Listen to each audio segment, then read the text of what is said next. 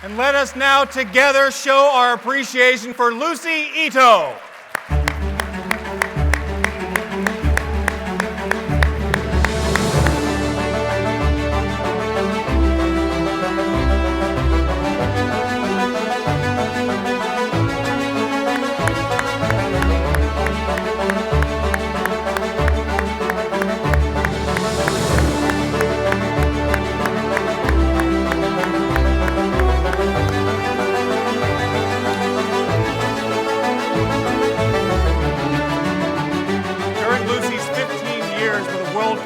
Credit unions, her work influenced and improved the financial lives of people across Europe, Asia, and the Pacific. Of particular note was her partnership with the government of Uzbekistan, through which she laid the groundwork to introduce the former Soviet republic's first credit unions.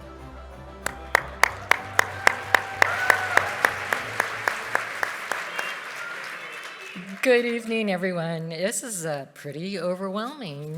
Thank you. I ran into Alan McMorris earlier this evening, and he was the person who the foundation asked to call me to let me know that I'd been awarded. And my reaction to Alan on the phone was, "That's not possible." And he said, "Well, you know, it happens." Thank you, thank you, thank you. I would like to make a few shout-outs tonight to start my remarks. First, to Renee and the African American Credit Union Coalition. To Roger Heacock, and then to the Faith-Based Credit Union Alliance. Thank you for your excellent work and your example for the rest of us. Thank you.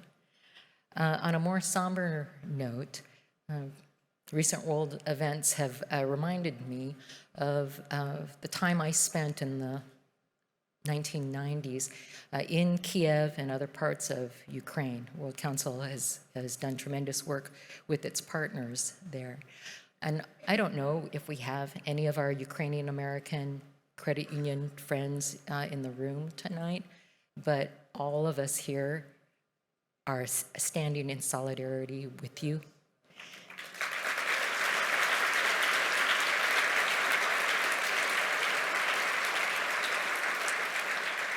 It's incredible, you know, because of what's going on. I looked up and I hear from CUNA and the Ukrainian American Credit Union Association that there are 12, I believe it is, credit unions, ethnic Ukrainian credit unions in the U.S., and there are some in Canada and in Australia. So we're all with you. And then my last shout out is to the National Credit Union Foundation. Yes, I'm honored to be recognized, but really what I want to thank you for is the gift. Given the timing of my retirement, you know, December of last year when the pandemic still going on, I had just accepted that I was going to retire and I was going to just leave quietly, and I was, you know, disappointed that I didn't get to say goodbye and thank you to all of you, but thank you to the foundation for making it possible for me to see you all in person and say thank you to you all, and you know, it's fun, so thank you to the foundation.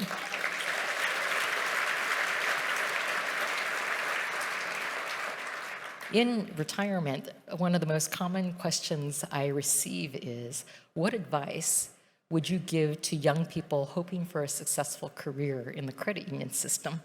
And so just two practices of mine that I learned from others that I'd like to share with you tonight.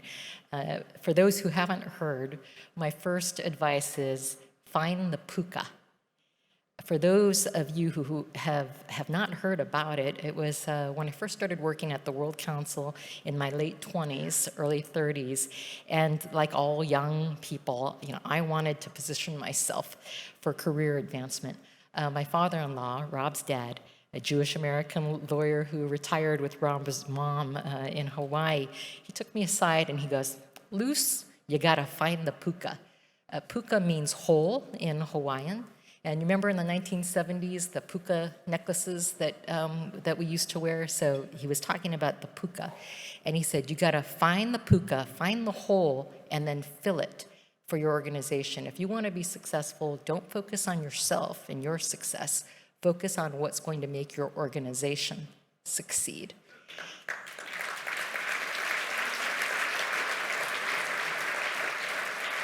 And that really helped me throughout my entire career at every organization I work for, and it's the way that I would approach problem solving.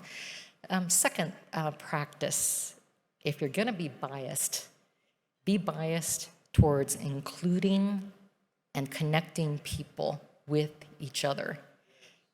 Yeah. When I think about all my role models through my career, there's a common denominator among these leaders, and that is that they proactively connect people to help each other generate better outcomes. A few examples for you. Many of you know Brian Branch, my good friend who recently retired as president and CEO of World Council. Brian was totally addicted to connecting people with each other around the world. At the California and Nevada Credit Union Leagues, I had the very good honor and fortune of learning from Dave Chatfield, Bill Cheney, and Diana Dykstra. Think about those three people.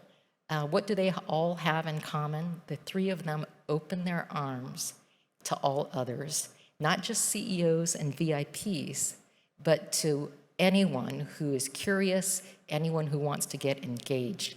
And I would like to think that they rubbed off on me.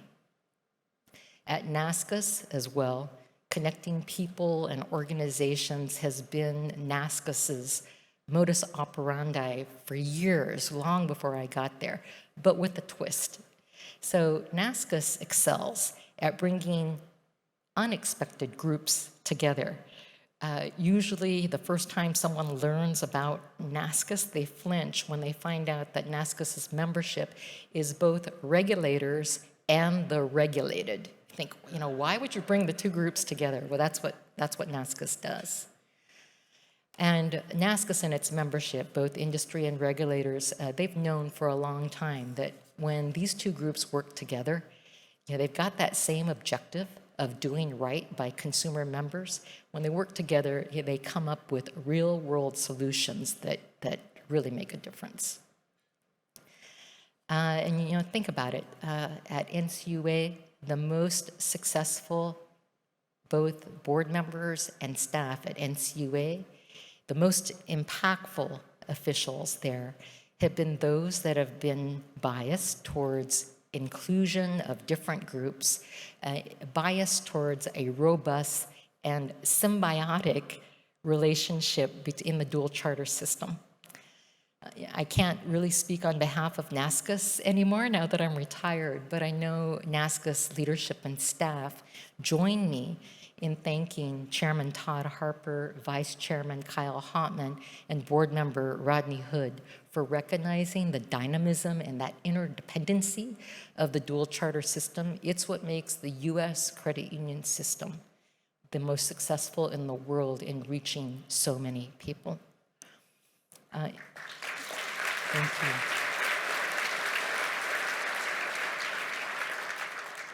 In closing, I cannot name everyone who is here from the NASCUC community, but you know who you are.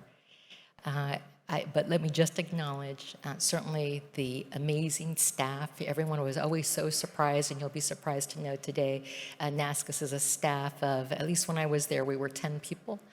And people go, only 10 of you? Yeah, only 10 of us. But I would also like to give a special acknowledgement to NASCUC's co-chair, our regulator chairman, Rose Connor of North Carolina, Mike Williams, I know he's right there. There's Mike of Colorado Credit Union, who's the chair of our Credit Union Advisory Council. Our co-chairs, together with the rest of NASCUC's leadership, they embraced this extreme connection of people while I was their CEO. And in selecting Brian Knight as their next CEO, they are embracing this continued extreme connectivity. Brian Knight, for those who don't know him, is this unique combination of knowledge and creativity. He knows more than anyone about the credit union system, and he anticipates what's going to happen. I tell you, those who already know Brian, you know that not only is NASCUC going to benefit from his leadership, the entire U.S. credit union system will, both industry and the regulatory community. So thank you to NASCUC for that. Last of all, many of you, because I've been in credit unions for so long, many of you know my husband, Rob, chemistry professor. And also, Rob has got many credit union members out of the University of California at Irvine. He's converted many professors to leave their banks and join a credit union. But Rob, thank you for being so supportive all these years of letting me do my credit union thing and embracing credit union people. Thank you for putting up with the bicoastal cha-cha-cha these last 7 years. I knew I was going to get a little weepy, but Rob, in both my work life and in retirement, the best part of my day is any minute I spend with you.